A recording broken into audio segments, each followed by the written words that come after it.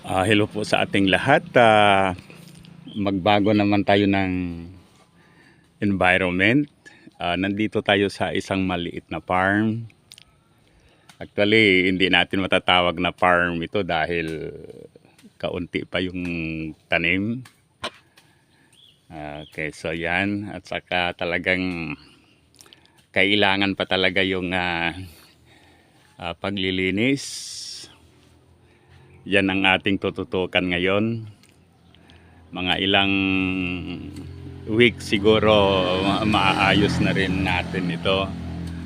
Okay. So tignan mo nga naman dito sa Pilipinas, yung tanim natin ng malunggay noong isang buwan. So malaki na. Mayroon na siyang leaves. Ayan yung coconut, matagal na yan. Yung nyug. Okay. So, may mga bunga na rin yung mga saging. Kaya lang kakaunti. Kasi sabi noong kaibigan kong agriculturist, dapat talaga yung mga saging na ganyan ay dapat itanim muli, hukayin pagkatapos itanim muli dahil kaunti na ang mga bunga niyan dahil masyado ng shallow yung saging, kaya yon. Ngunit gano'n pa man, mayroon pa rin bunga. So yan. Oops. Tapos yung kabila. Oops. Ay.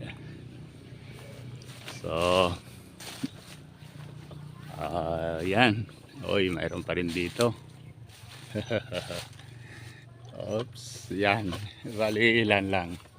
Kasi yan na nga, masyado ng shallow yung ng itong saging. Halos matutumba na. Kaya dapat ibaon muli yan, okay. Oops. Mayroon pa rin doon. May bagong bumubunga ito. Bago.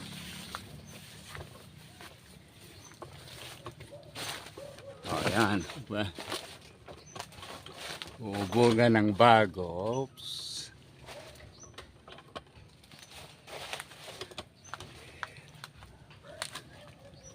Oops.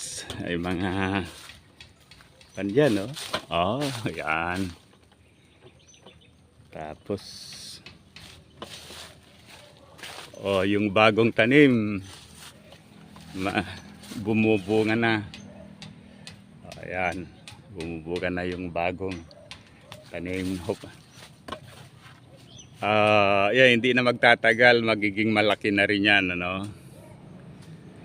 maliliit yan dahil kinuha natin doon sa halos sa silong ng mga malalaking trees. Okay. Yeah. Malunggay. Oops. Natin.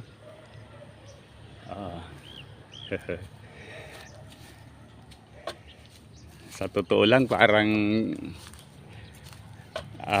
naging mahilig na tayo sa agriculture. Ang gusto na natin yung agriculture kasi nga ito talaga yung source of food security kung tutuusin. Okay, so tignan mo nga dito sa Pilipinas, magtapon ka lang ng mga seeds, then di magtatagal tutubo yan. Kaya yan, so double purpose ito.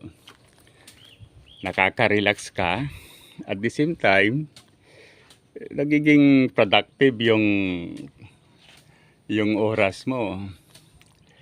At saka actually ang isa pang purpose ko dito for physical exercise.